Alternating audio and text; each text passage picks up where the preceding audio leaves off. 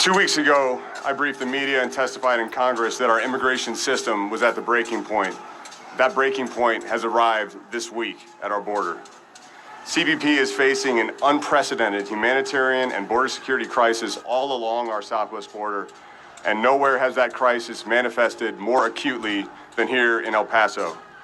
On Monday and Tuesday, CBP started the day with over 12,000 migrants in our custody. As of this morning, that number was 13,400. A high number for us is 4,000. A crisis level is 6,000. 13,000 is unprecedented. On Monday, we saw the highest total of apprehensions and encounters in over a decade, with 4,000 migrants either apprehended or encountered at ports of entry in a single day. That was Monday. Yesterday, we broke the record again with 4,117. We are now on pace for over 100,000 apprehensions and encounters with migrants in March, with 90% of those, 90,000 people, crossing the border illegally between ports of entry. March will be the highest month since 2008. The arriving flows are made up primarily of Central American families and unaccompanied children, over 65% of them. These groups cannot be repatriated expeditiously and instead are almost guaranteed to be released to remain in the U.S. indefinitely, regardless of the merits of their immigration or asylum claim.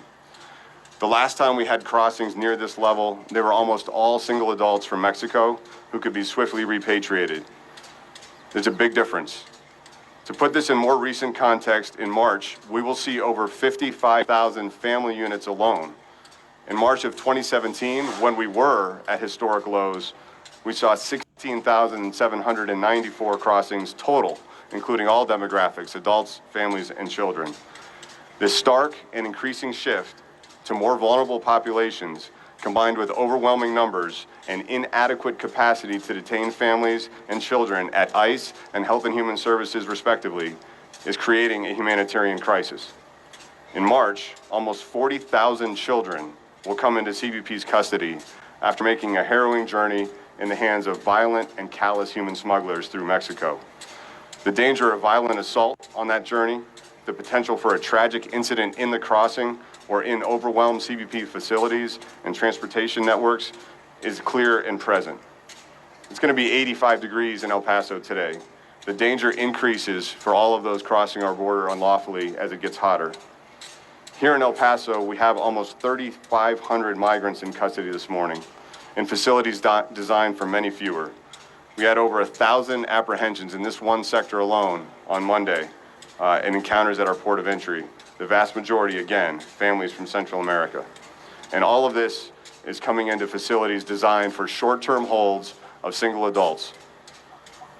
This humanitarian mission, which we're committed to, is undermining our border security efforts. While 65% of crossings are now families and children, who most often present themselves to Border Patrol agents, you saw a group walking peacefully to our station just a few minutes ago. 35% are still single adults who try apprehension at our border. And within that flow are thousands of criminals, smugglers, gang members, and public safety threats that we're sworn to protect this country from. With up to 40% or more of our personnel in key sectors like El Paso working to care for, transport, provide medical and hospital watch for families and children, that means our security posture at the border is negatively impacted. The same criminal organizations that are smuggling migrants, profiting from them, abusing them in the journey, are benefiting from our reduced security presence. They're bringing drugs, they're bringing adults who are trying to evade capture behind those families as we're bogged down with large groups. With regard to medical efforts, CBP has established an unprecedented new policy for doing medical screens of all children 17 and under in our custody. We are now taking 60 migrants a day to the hospital, including the medical facilities here in Greater El Paso region, which have done an amazing job to try to care for very sick individuals crossing our border. We've dedicated over 100,000 hours of Border Patrol agent and officer time on medical transport and watch. Those are agents that are not on the border protecting our communities. They're involved in the medical care of individual migrants. To give you a sense of what that looks like, when I walked through our Paso del Norte station yesterday, We had quarantine cells for people with the flu, people with chickenpox, people with lice, a tremendous number of different conditions that we're trying to manage every day. In the last 4 days, we've seen fevers of 105 degrees in infants, a 2-year-old suffering from seizures in the desert, a 19-year-old woman with a congenital heart defect that needs emergency surgery, and a 40-year-old man suffering from multi-organ failure, but trying to refuse medical care. Our expanded medical efforts are saving lives, but they come at a high cost to our enforcement mission. Why is all this occurring? The increase in family units is a direct response to the vulnerabilities in our legal framework where migrants and smugglers know that they will be released and allowed to stay in the U.S. indefinitely pending immigration proceedings that could be many years out. This is due to court orders that undermine the integrity of our immigration system. There's no questioning why this is happening. For unaccompanied children, the continued driver is also the certainty that they will be allowed to stay due to the disparate treatment of children arriving from Mexico who can be repatriated and those arriving from Central America and other non-contiguous countries who can't. The only way to fundamentally address these flows is for Congress to act and to reinstate integrity into our immigration system. In the meantime, we need assistance and additional resources to manage the flow so that our partners at ICE, which is responsible for detention and removal of single adults and family units, can keep pace with our increasing flows. And HHS, which is responsible for caring for unaccompanied children, can provide placements and accept transfers from the border timely. In the absence of immediate congressional action, which we are asking for and calling for again today on behalf of our agents, on behalf of the migrants who are vulnerable in our custody, to address this broken framework, we're going to be taking every action in our power to try to manage this crisis. We are applying the additional funding received in the fiscal year 19 budget for humanitarian purposes, extending our medical contracts to key sectors, including here in El Paso, so that we can care for more migrants more expeditiously as they arrive. We're augmenting our law enforcement assets with contract support for migrant care and food services. We're enhancing our transportation contracts and establishing new processing facilities, including a planned center here in El Paso area. We're redirecting 750 officers from key roles at our ports of entry. El Paso knows what those 6 bridges mean and that daily commerce with Mexico. We need those officers now, though, to help Border Patrol agents to care for migrants. CBP officers will be helping Border Patrol with processing, transportation, hospital watch. There will be impacts to traffic at the border. There will be a slowdown in the processing of trade. There will be wait times in our pedestrian and passenger vehicle lanes. We know that we have Semana Santa, Holy Week approaching, but this is required to help us manage this operational crisis. We're calling up our mission support personnel, those who have volunteered to provide humanitarian assistance in a natural disaster, for instance, from across CBP, human resources specialists, IT professionals, to come down and help our Border Patrol agents manage this crisis. We're engaging non-governmental organizations and the faith-based community. Nowhere is that partnership stronger than here in El Paso, with the El Paso City and the emergency management team, with the Annunciation House and Ruben Garcia, to try to care for families of migrants that are being released from our custody. We're going to need to continue to partner with the Public Health Service Commission Corps to provide medical care in multiple locations across the border. I saw some of those dedicated uniformed doctors yesterday alongside our agents caring for migrants. And we are going to be taking steps to support safety in our facilities that are contrary to our enforcement objectives and our mission and culture. For the first time in over a decade, CBP is performing direct releases of migrants when ICE is unable to provide bed space to relieve overcrowding. We're going to be doing this on a risk basis. This is in a limited capacity. It's very reluctantly, but it represents a negative outcome for enforcement. It represents an increase in flows that will follow, and it impacts the morale of our team. But is the only current option we have from a life and safety perspective to try to reduce the overcrowding in our facilities. We are still setting court dates. These people will still eventually see an immigration judge, but this is an unfortunate step and very challenging for our law enforcement professionals to digest when they have sworn to protect the border and when they know that the vast majority of those that they encounter will not be granted relief by an immigration judge. They will not be granted permission to stay in the U.S. Even with all these steps, with the flows at these levels and increasing, combined with the lack of bed space for our partners, it means that we will be continued to be challenged to provide humane care for those in our custody. With 55,000 families, including 40,000 children, expected to enter the process this month, we are doing everything we can to simply avoid a tragedy in a CBP facility. But with these numbers, with the types of illnesses we're seeing at the border, I fear that it's just a matter of time. Continued inaction by Congress is going to continue to put people at risk. The vulnerable migrants on the journey in Mexico, as they cross our border in increasingly hot weather, and our own personnel, and unfortunately, children in our custody. We're going to continue to do everything we can to manage this crisis. The men and women of CBP are serving with honor despite stark challenges, but we need Congress to act. In the meantime, we will continue to rely on our partnerships with communities like El Paso.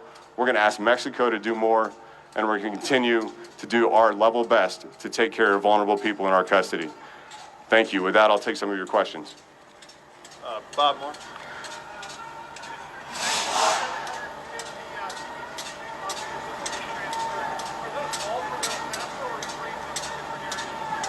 The question is whether the 750 CBP officers that are going to be aiding our Border Patrol professionals with the humanitarian mission are going to be coming from just El Paso field office or more broadly across the border. That's more broadly across the border, Bob. Every field office, all four, Laredo, El Paso, Tucson, and San Diego, will all be providing CBP officers to support our Border Patrol in this mission. Thank you.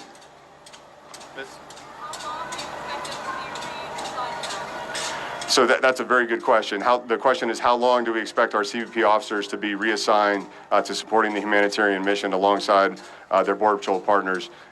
We don't know. Right now, it's an immediate response to a crisis that's overwhelming our capacity. As I mentioned, we have in some sectors an average of 40% of our Border Patrol agents all fully engaged in just the care, transport, and processing of migrants. Those agents are not on the line. They're not able to provide their border security functions. We need to balance that out. We need to get them help, not only from our CBP officers, but from mission support professionals and contracts, and ideally interagency partners to increase our capacity.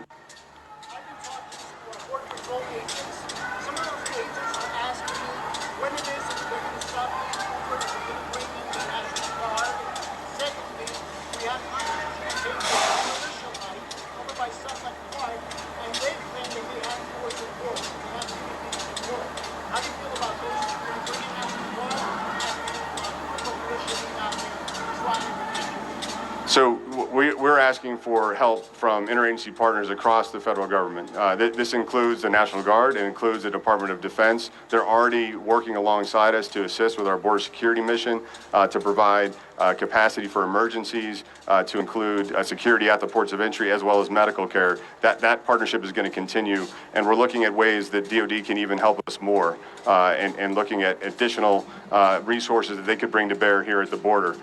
In terms of partnering with NGOs and the faith-based community, that's a critical aspect of caring for migrants after they're released from Department of Homeland Security custody. We are not asking for civil society groups to provide border security assistance. We work very closely with citizens who see issues in their neighborhoods or in their areas, and we respond to that, but we do not need citizen groups to help patrol the border. Thank you. Ma'am.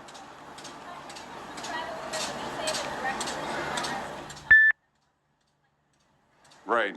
So the question is about the direct release of migrants. This means that instead of an Immigration and Customs Enforcement officer, that's the entity assigned for detention removal of migrants after they're interdicted, apprehended, or encountered by CBP, deciding whether that individual can be accepted into custody or needs to be released pending a court hearing, usually on some sort of alternative to detention like an ankle bracelet.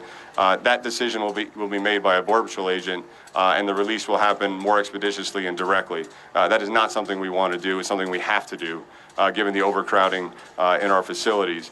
So we're still going to try to coordinate with communities, certainly here in El Paso, where we have a tremendous relationship. I met with the mayor yesterday on some of these issues, but also with NGOs to let them know about these additional releases, and of course in the transportation hubs like the bus stations here in El Paso and elsewhere along the border, where we're hoping that they're going to be able to accommodate increasing flow. A couple more questions, folks.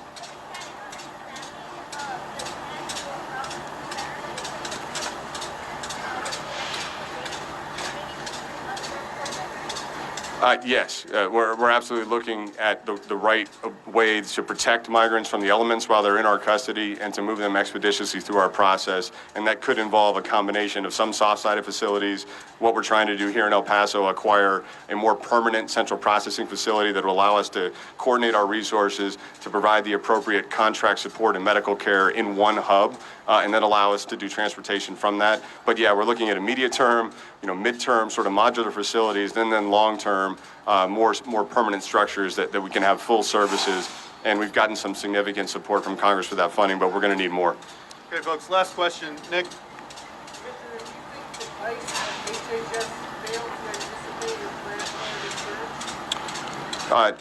Nick, I think the surge numbers are just overwhelming the entire system. We've been concerned about this. We've been predicting this for some time. CBP is the largest agency in the immigration cycle. 45,000 uniformed professionals, 60,000 total. ICRO is only about 6,000 people. So that funnel goes from a large border agency to a very small detention removal very quickly. For HHS, it's a grant-based system where they need to find private sector providers for care of children, and that's a very difficult system to administer. So we think we need substantial investments in the entire system to keep pace with these kind of flows. All right. Yeah.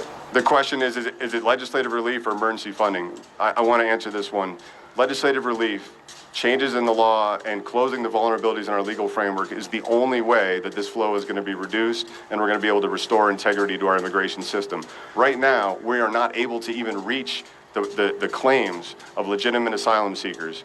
Our courts tell us that 10 to 15% of Central American migrants have a legitimate asylum claim at the end of the process. Those people won't even see a judge now for 2 to 5 years or more to have that asylum claim adjudicated. Because this economic migration, which it primarily is, fleeing poverty, fleeing difficult conditions, food insecurity, especially in the western highlands of Guatemala and in the rural areas of Honduras, is overwhelming that legitimate asylum population. That's a broken system.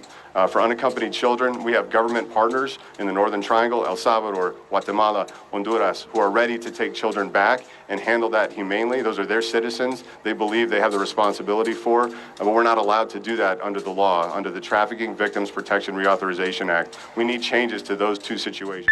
We need to be able to detain families together for a short period of time, 4 to 8 weeks, to go through an immigration court proceeding. If they don't have a valid claim, we will repatriate. If they do, they'll be released with certainty that they have asylum, with the ability to plan, to invest in a business, to make the choices for schools. Right now, they don't have that. They live with uncertainty for years at a time because the system is broken and overwhelmed. Those are the two legislative changes that we need urgently that would make an immediate impact, just like it did in 2014 during the first surge of families and kids.